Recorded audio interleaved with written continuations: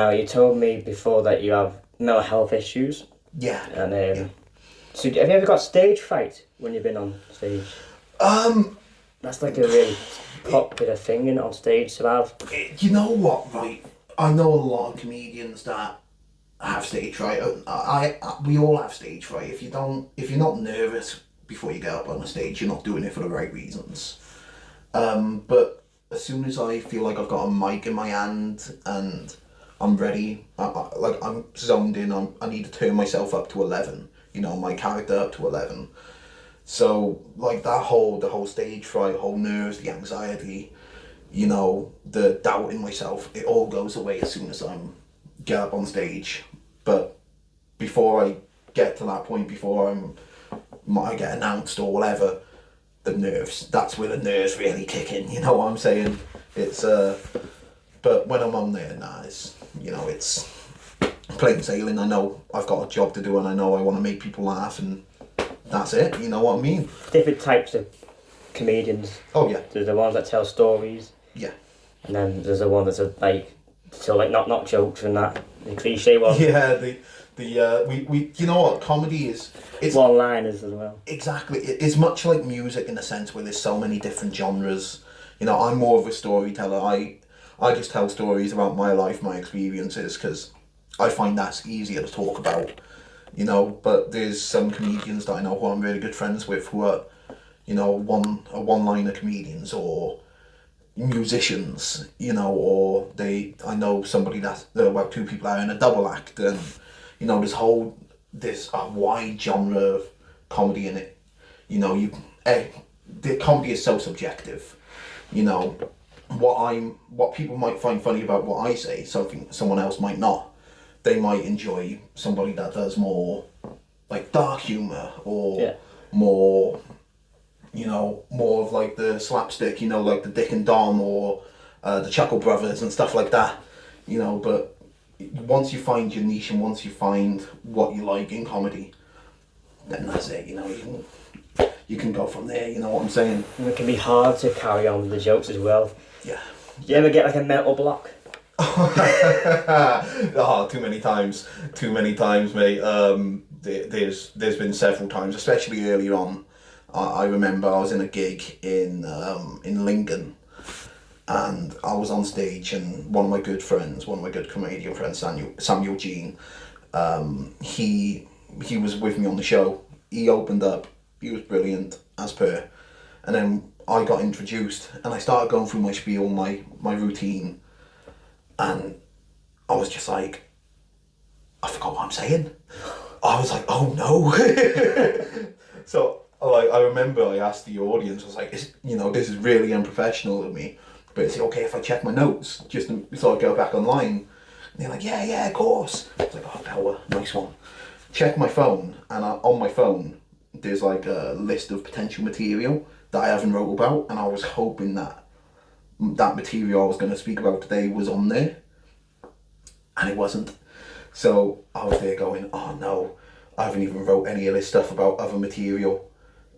Let's just think of stuff on the fly. You know what I'm saying? Improvisation, is that a good thing? Is that a good tool to use when doing stand-up? Oh yeah, definitely. The whole ad-libbing side of it, you got to be quick on your feet, especially if there's audience members that want to get involved as well. You got to be quick off the mark, and topical with what you say as well. So there was one this past week actually where I was speaking about online dating, and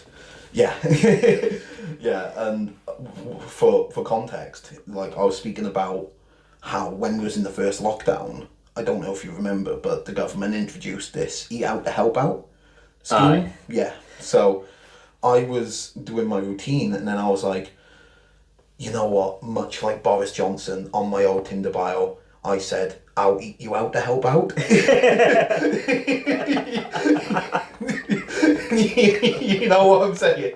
You know, the whole ad-lib inside, you know, it's great. It's just, but you gotta be quick off the mark and topical when you're saying stuff, you know what I mean? Well, every comedian has their heckler, should I say, has someone that thinks they're funnier than the comedian, and they'll have a little go.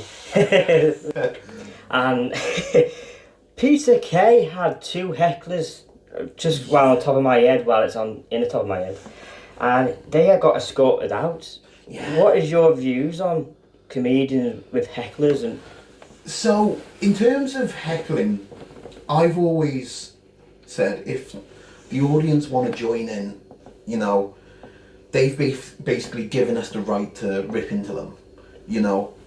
So, I always encourage people, you know, if you don't like something I say, or if you think you're funny, you know, come and say something. But if you do, just know I'm gonna tear you, basically. It gets to a point though where if there's like a consistent heckler, you know, it gets you off of your flow. Like, there was this one time where I was performing and I was near the end of the show, and there was this drunk guy who was constantly berating all the other acts that were coming on beforehand, but not like saying stuff that were like, you know, funny or whatever, but he was saying like really misogynistic stuff because there was a few female comedians and all that. Oh, right. So I was like, right, okay, so if this guy's still here when I'm going on stage, the first thing he says to me, I'm just gonna go and lay in on him. But he didn't want me to lay on him because I'd squish him, you know what I mean? Yeah. I'm in great shape, and that shape's a fucking oblong. But I remember I got on stage and it was going fine for the first couple of minutes, and then he said something. He said something like, "Oh, get this hippo off the stage," or something like that. Right, and I was like, right, okay, you know. So I remember I said to him, "It's ironic that you're calling me a hippo because you look like one of the guys that have been chewed in their fucking mouth. You know, you're definitely the kind of guy to sneak into the zoo after the show and go in there going, oh, come on there, let's fuel you up." You know what I'm saying? And the crowd were loving it. The crowd was just ripping into him because everybody else was getting sick of this guy. And in the end, you know, he got escorted out, but. You know, he was like, "Oh, you know, I'll meet you outside. I was like, well, if you want an autograph, you know, you're gonna have to pay." Yeah. I have the pen. I have the pad. Let's do this. Yeah, come on, get the Sharpie out, lad. You know, you're the captain of the crayon crew. Come on. Fucking eats them. Yeah, he's there going, "I can taste yellow."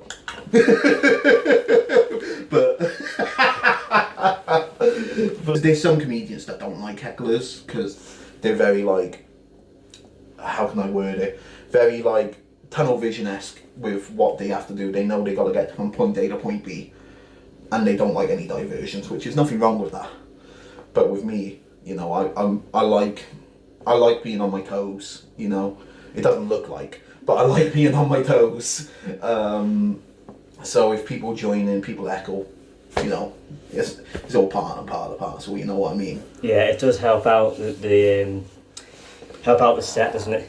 Oh yeah, definitely. Like the good thing about the heckles and all that, it gives me, like, say if I lose where I'm going with the next bit, you know, it gives me that quick 10, 15, 20, however many seconds to go, okay, I was here, I need to go here now. This is my next point I was going to make, you know, so it's good in that aspect as well, you know, it gives you that little time, that little breathing room to think about what you have to say next. So what was it like being a teenager? What was your teenage years like? My teenage years, it was very chaotic. I grew up without a father, really, for a lot of the time. But it doesn't bother me, you know what I mean? Like, you know, but I grew up without that father figure. So I remember, like, as a teenager, it was very...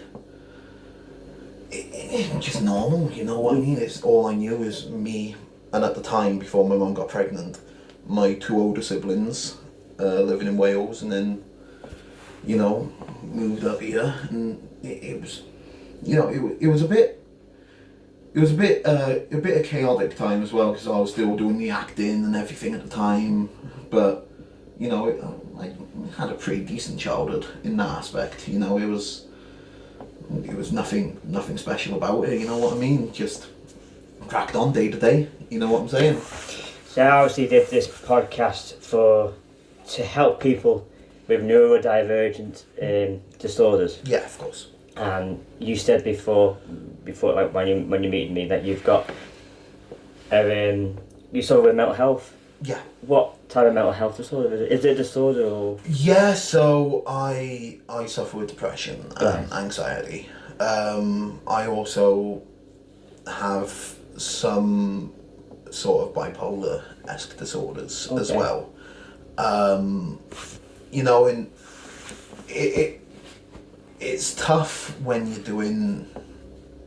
It's tough day to day, you know, with how you manage, how I manage, should I say, with everything. You know, sometimes there's days where I just don't want to leave the house, or I don't want to do anything. You know, I just want to sit in my bed and do nothing. But I know there's also that part of me that goes, if I don't do something, I'm going to be in this rut for weeks or months or however long. You know, so it's challenging at times, but I've always said, you know, everybody in this world has some sort of like a fractured mind, and, you know, with mental health and everything like that, but a fracture can be healed. You know what I'm saying? So it's all about having the right people around you that bring you up. I've had a lot of people in my lifetime that bring nothing but negativity, you know. Oh, right. So, and I've had to cut them out because it's not what's beneficial for me. I was going down the wrong paths, but, you know, it's all about who you have around you, how they support you. I'm the kind of person that if I'm coming up, I want to bring everybody up with me, and that's what I like being surrounded with. You know, if I have something in my life, or somebody is feeling down, you know, I don't want them to feel like how I felt in the past. You know what I'm saying? No, definitely, yeah. Yeah, but it's all about bringing people up. You know, not knocking people. Remember that. Yeah, but thingy, it's mad, the brain, like I always mention about the brain, because it is a big tool and it is a powerful one that we have. And if you're thinking negative thoughts and you're in that negative mind frame constantly, and that, the brain will only feed that to you. It won't bring you stuff. It won't bring you up. It won't bring you at a level where you think, weights off my shoulders, I feel great, let's do this. It will just carry on putting you in a little fester, and you'll just end up. So it's up to you, I suppose, to bring yourself up. It's hard, it really is hard. I get anxious doing this, setting up mainly. It's mad, setting up, doing it. I sort of like, now and again I get the ifs, buts and ums, but that's like happens in any interview, of course. It's one of them, you know, you bring up a good point about how, you know, it's hard getting out of those places, you know, and that's why I think it's important to have the right people around you, the right environment, you know. If you don't have those people, if you have people that always want to bring you down, that's where you're going to see yourself. You know what I mean? I've had people in my life tell me that I'm never going to make it, I'm never going to do anything with my life, I'm going to be a bum, I'm going to be this, I'm going to be that. You know, and for the longest time I believed it.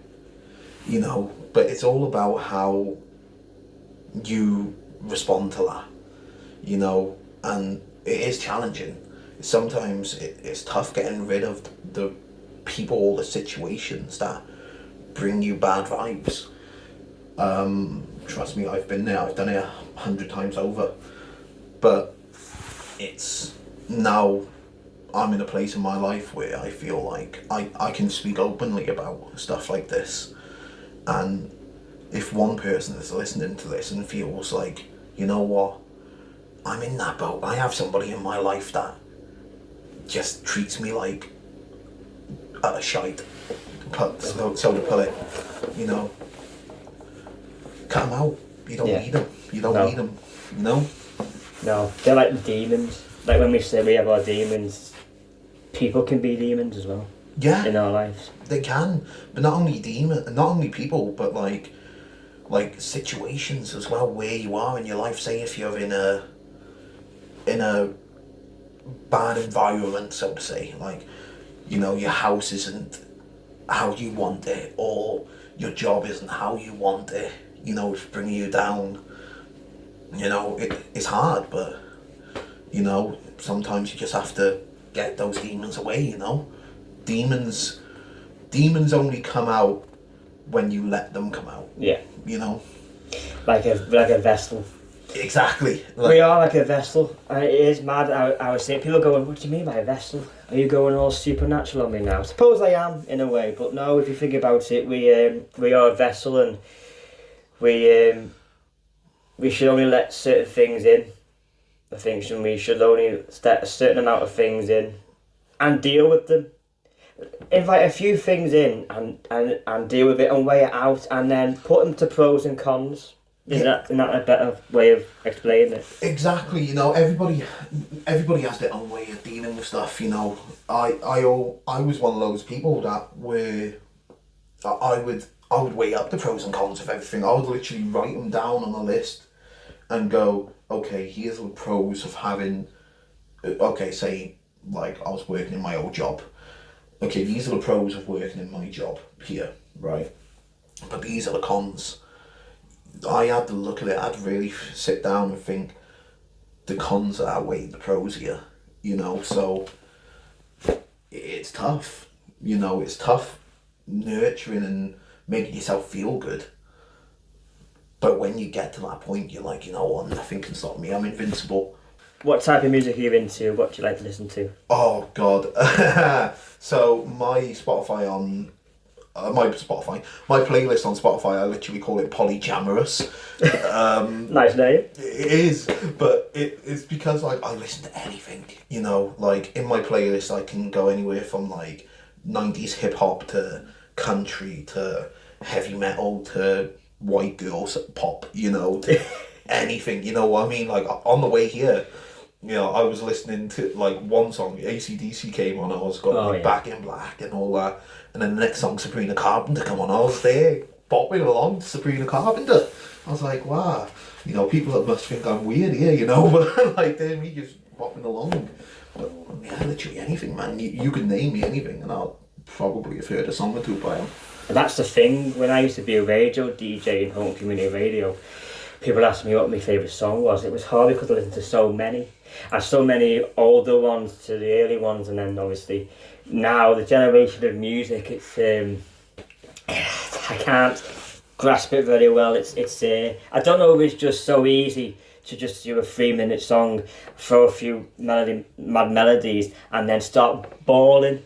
More of these singers are shouting instead of actually singing the words. They shout. Yeah, they do. You know what I mean? But there's so like I feel like we're in the age now, especially thanks to streaming services like Spotify, like Apple Music, where people are discovering, oh wait, there's more than just this style of music I listen to. You know, because when I was a kid, I grew up on Eminem, 50 Cent, you know, Dr. Dre, everything like that. You know, that's the music I grew up on, and for the longest time, that's all I knew. Oh, and Robbie Williams. Shout out Robbie. But he doesn't know who I am. But now it's like, when I discovered Spotify and, you know, seeing all these different genres and going, oh my God, I like this, I like that.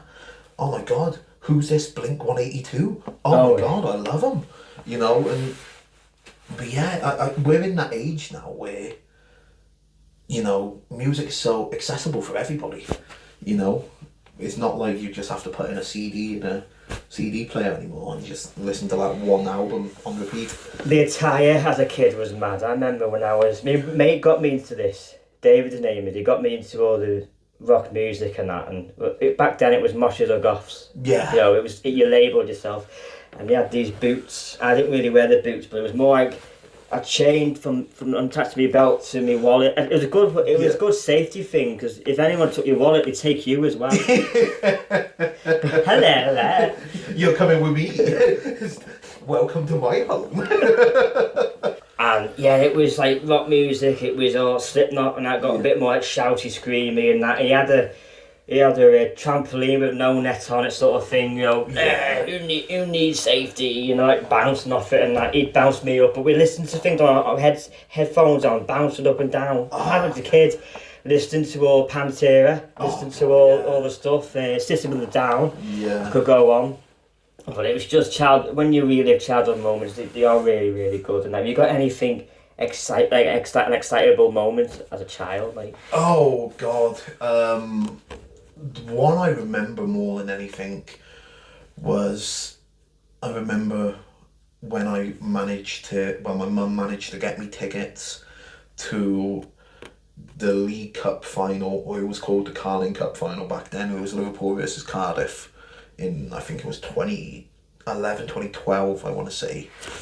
That was like a moment in my childhood where I was like, yeah, you know, this is like my peak. This is all I know now. But like, apart from that one occasion, God,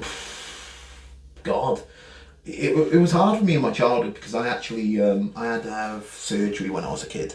Oh. On nothing bad. Yeah, well, I used to only walk on my tiptoes when I was a kid, so I had to get my Achilles tendon strengthened. Oh. Yeah, so I've literally got scars on the back of my legs here, like probably about 6 inches, on both legs. So, and that was it for my early childhood. You know, because I couldn't do anything. I couldn't play sports or nothing, or I couldn't do anything like that because of my condition. And I had the surgery when I was about 9 or 10 years old. I had to learn how to walk again. I had to learn all this stuff. So I always say my childhood started when I was in my teenage years. You know, because so did mine. Yeah, exactly. You know, it was great. I grew up on watching Family Guy and all that. Like, I wasn't this Thomas the Tank Kid. Nah, show me The Simpsons. You know, Seth MacFarlane all the way. Yeah. Oh, honey.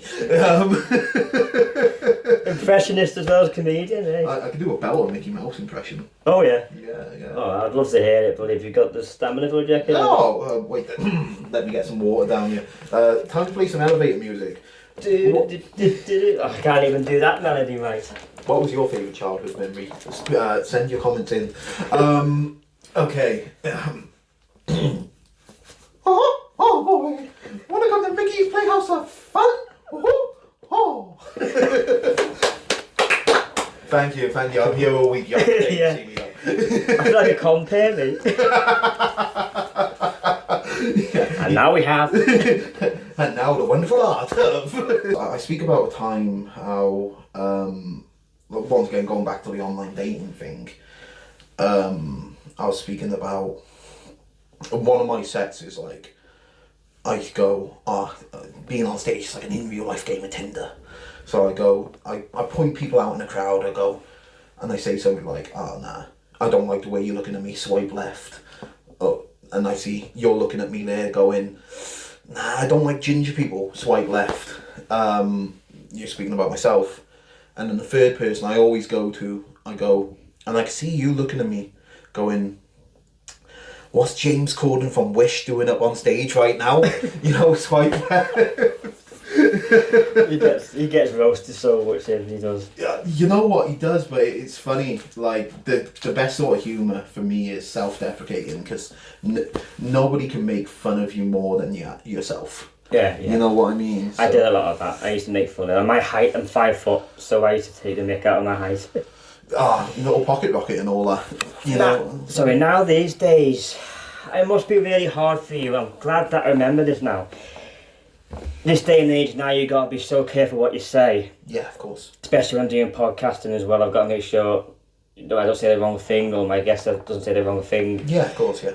Woke comedy. It must be a thing now. Yeah. What's your views on woke comedy? For me, okay. It's a tough question to answer because, you know, it's not the fact of, you know, what can we or can't we say. That's not the problem, right? For me, in my opinion, of comedy, you can find humour in everything in life. But as long as you're not being like hurtful or mean intentionally to somebody, you know, or people's ethnicities, people's genders, or anything like that, as long as you're not being mean to them, I feel like, you know, you have to tread water, but you can get away with some stuff. For me personally, I try and avoid making jokes where somebody could be uncomfortable. You know, it all depends on what kind of crowd you have.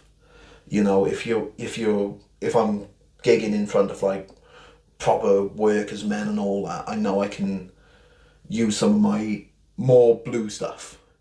You know, but if I'm performing in front of like uni students, for example, you know I've got to tread the water with what I say. I always say my goal is to make people laugh, not make people cry. Yeah. You know what I mean? But there's some comedians that see it as like you could either joke about everything or you can't joke about anything. I know there's comedians like that. But for me, as long as you're not being mean with what you say, mean-spirited, then, or like obviously, as long as you're not being like racist or anti-Semitic or anything like that, you know, you can make jokes. You know what I'm saying? Yeah, definitely. You used to work for LFC? Yes, I did. Yeah, I used to work in Anfield grounds. Yeah. Yeah, I used to be security for the players back in the day. It was funny how I actually got that job. You know, so I was in uni at the time, and I was like, I need an extra source of income, and I seen Anfield were hiring for just normal stewards. I was like, perfect. I'm a big Liverpool fan. I can go watch the games. Awesome. And I remember it was about my 5th game in where I was just doing normal steward work. One of the security guys came to me, looked at me and said, "You'd be perfect being in the pots," that they called it. And I thought, wait, am I just going to be cleaning dishes and all that now? What's going on here? Pots. And he took me and he was like, "Okay, go in here, get a suit." I was like, right, okay. They tailored me a suit.